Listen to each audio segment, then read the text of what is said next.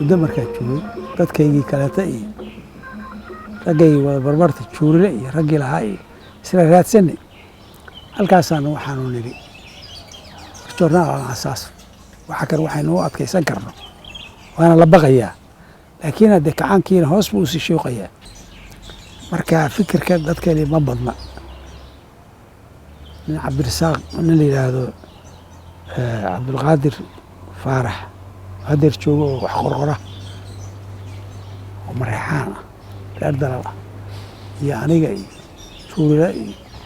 aduu rag baan isugu nimid waxaanu leeyahay joornaal asaas fikirkii baan isu magacii baan magaciisanay maxaad shaad baan u geynay maxaa ku samaynaysaano waxaanu leeyahay gacaankii barakaysnaa raggii la degay waad moodaysa weli inay jaalayaasha yihiin wixii ay sameeyeen iyo musuqmaasuq iyo waxaasa ku qoray wana ogolaaday structurekii baan soo samaynaa juurilo wasiir ku-xigeen arrimaha dibadda mashruucii dheeraada halka kana iyo hay-addii samaynaysaa u ah wakiil baanu annaguna guddoomiye ka dhigan oo ku gabanaynaa mogta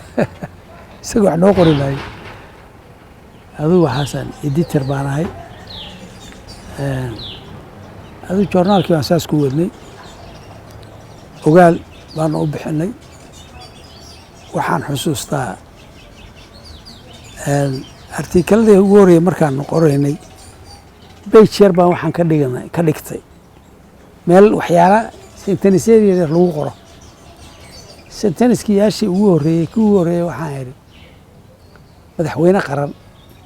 oo muwaadin soomaaliyeed 2 jeer badbaadiyey waa aniga ninkii badbaadinaya maxamed siyaad mar waxaa weeye sagaarkiibuu iga gooyey oo sagaarka habeenkii waa tii layga booday marna waxaa weeye markuu yidhi meesha nacaybka uguma hayn neefta iga fuqday iyaduna waa badbaado kale sheeko dheer bay noqotay ilaa waa soo qoray labada goorbe isaga yidhi qosol maalis axmed qoslaay ilaahay kugu dhacday weligiis markuu ilaahay shida badanaa gaagaa waxaasuu oran jiray halkaasaan waxaan ka bilownay duruuf qallafsan ciwaanada ugu khatarsanaa waxaa ka mida duruuf qallafsan oo ku habsatay hay-adda heblaah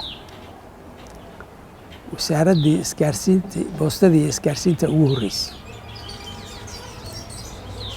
ninkii la yidhaahaa cosoble waan ku soo qoray waxa meesha ka socday iyo waxay sameeyey informationkaas waxayoo dhan waan soo dalday oodan ka qaad jamcahan soo daynaa 500 xabaan daawacnaa waxaan geynaa xafiis ay lahaayeen maxamed abshir walde allah u naxariistay iyo afdheerani la ogan jiray oo shabeelle hoosteeda ku yaala oo qalabkaa gado haysta bahalada wax lagu baday halkaasaan geynaa 20 kun 50 kun 100 kun bay gaarsiiyaan oo lacag ka qaataan dadku maalintii hore lama baran labana badin laakiin kii labaad magaalada waa gariiris halkaasaan cosoble markuu arkay joornaalkii iyo wuxuu qaatay iyo waxaanu ka qornay maxaa siyaad buu geeyey maxaa siyaadna maxaan iskala soconnaa musuqmaasuq iyo waxaas inaanu qorayna warqaddii buu geeyey wuxuu yidhi madaxweyne balfiiri nimankan waxay qorahayeen wada saatan gaagaab baa meesha hayr iska hagaaji bay wax meesha warqaddii uu soo qoray baana joornaalka ku soo qoray warqaddii madaxweynaha u qoray in joornaalka ku soo daawacna haddana ninkaasi sidaasay ku xaaratay adigu 17 qof bay sidaa ugu xaaratay waxaa ka mid ahaa nin korneyla maxaa xasan la yidhaahdo waa dhaweyna taliyaha booliiska noqday dowladda federaalka ah ninkaasi mareexaan buu ahaa intuu soo cabay buu wuxuu tegey timajarihii jubba ninka timaha jarahaya waa reer hargeysa dadka hargeysa ka yimid wey oo uu sheekeeyey ma ninkaan ina balaayo ahaa cajalad buu u daaray ninkaa waa sheekeeyey marka sida majeerteenka loo laayo sida loo dhibaateeyo waxa lagu sameeyo waxaas ka sheekeeyey waana isqaraarsan yahay markaana waa ka duubay tiiviga u jiray ahlan wasahlan xajaladii buu noo keenay magaalada dhan baa noo helinaysa muxuu ahaa wasaaradaha balaayada waxaanu qorayno annagu fikirka baan leenahay dad baa noo keena oo ku soo daabacnaa warqadihii noo soo xaday oo rasmiya baan haddii kale been bay noqonayaan waxaa cajaladii baan qaadayoo waxaan u geeyey maxaas u dhegeystay xadin ala soo xiri u yidhi waxaan waa soo daawacayaa soo daawac walla waddaa ka soo qaado adigu ninkaas ka mid buu ahaa innaga dhinacana waxaa ka mid ahaa khaliif baadiye oday la odhan jiray wakaaladda biyaha oo nin dirac oo aan loo dhowaan karin adigu wuxuu ku dhici waayey maxamed siyaad oo ka eri shaqada ka eri waaye cabdiraxmaan buluq buluq iyo nin la yidhaahdo maxamed sheekh cusmaan oo wasiirka maaliyadda ah oo ciwaanka aan ka soo qornay oo ahaa tuugga aan weligii la qaban baa la odhan jiray waxaan ka soo qornay tuugga aan weligii la qaban labadaa nin maxamed siyaad waa ku dhici waaya sabab kastaba ha jirtay markaan muddo wadan jooraalkii annaga laftigeeya waa soo wadaa annagoo daalay maalintii dambe guulwadaan ka soo qornay oo guri ka gatay qaahira joornaalku wuxuu ka soo baxay xero booliis dadka wax noo daawaca waa booliis makiinadaha waagii maxamed abshir oo taliyaha ciidanka booliiska ahaa allah u naxariiste buu keenay oo jarmal waa jarmal buu ka keenay laakiin ciidan kuma shaqaysana meesha iska yaalin nimankii booliiska ayaa loo tababaray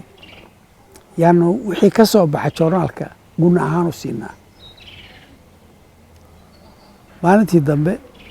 cabdiraxmaan guullada gurigiisii iyo wixii sawirkiiba ku yaalla markaan dhammaystiray ilaa aroortii bay gaaraysaa waxaa intaa saxaysa adigu 5 meelahaas markaan dhammaystiray baan gurigiis ka aaday baabuur xaajiyadaanu leenahay xaajiyaddii baanu iyo wiilashii qaadi jiro magaalada geeni jiray baana rara markii u dhammaado la daawacayaa gurigii markaan tegey anigoo aan dharkii iska dhigin bay soo waceen wiilash waxay yidhaahdeen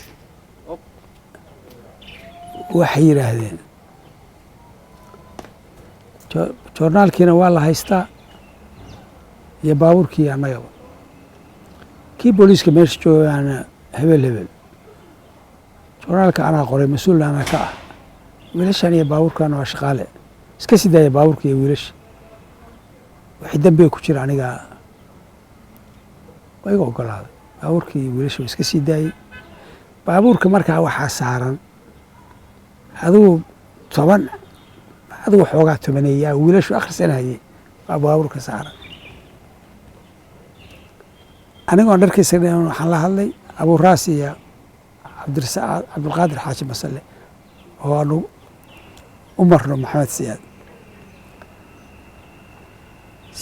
saasaa jirta nasug baa la yidhi oo dharkaa iska bixina adigu 6 meelahaas ii yimaadeen waayo saacadaha maxamed siyaad la arko waa saacadahaas 4 adigu 3 saac 4 saac buu seexanaya ilaa galabti la heli maayo waa soo baxnayo waxaa naga horiyey cabdiraxmaan guulwade markaan madaxtooyada gelayno joornaalkii gacanta ku sita jenaraal haye baan iriye weyla hadli waaye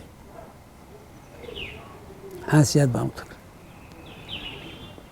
nabadyaanaa markii la yidhi buu yii orgaagaab ma carruurtaydii baa usoo dhigatay madaxweyne carruurtaada dadka le xuquuq yihiin baan iri waxa dadku yahaye waxna kama bedella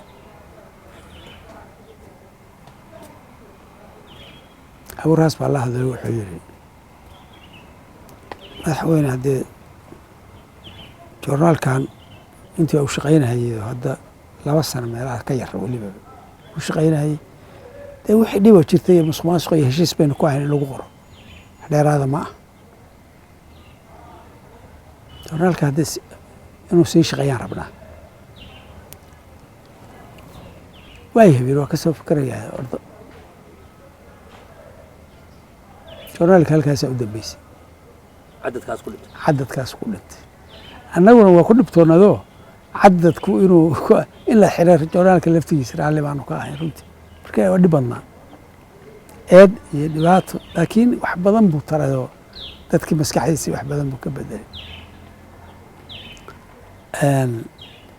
joornaalkii iyo xisbigii sidaasay ahaayeen ayaan dambaan u imid joornaalkii la jooji waxaan idhi jaamacaddiina weli hadda markaa ma tago oo layma ogolaan antagana madaxweyne hatay shaqadeydii baan rabaa shaqadii baan haa anaa kuu soo sheegaya ord agati maalinta baan xisbiga imid warqad baa ii taala maxamed siyaad wuxuu lahaa aragti balaaya ah oo ah mararka qaarkood aad is leedahay nabad sugid iyo isku dir iyo kama maqla maskaxdiisu warqad baa ii taalo waxaa igu qoran doctor maxamed cali yuusuf gaagaab ku-xigeenka hoggaanka maaliyadda waa kuma ninka hoggaanka maaliyadda waa ninkii aan gadabiirsay oo aan sharcaha qaba halkaa wuxuu ka fiirinayaa yani inaanan waxadin oo aanan ku heshiin karaynin maadaama aniyo isaga wax naga kala dhexdhacay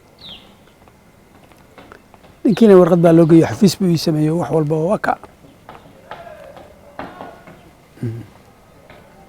yamaanaha xafiiskaas ka shaqayn kara adigu maar aakhirkii jaamacaddaydii yaan iska aadaaday halkaasaan shaqadii intii u dhacayay dagaalkii halkaasaan ay ku dhammaatay joornaalkii iyo hawshii kacaanka iyo xisbigii halkaas ku dhammaaday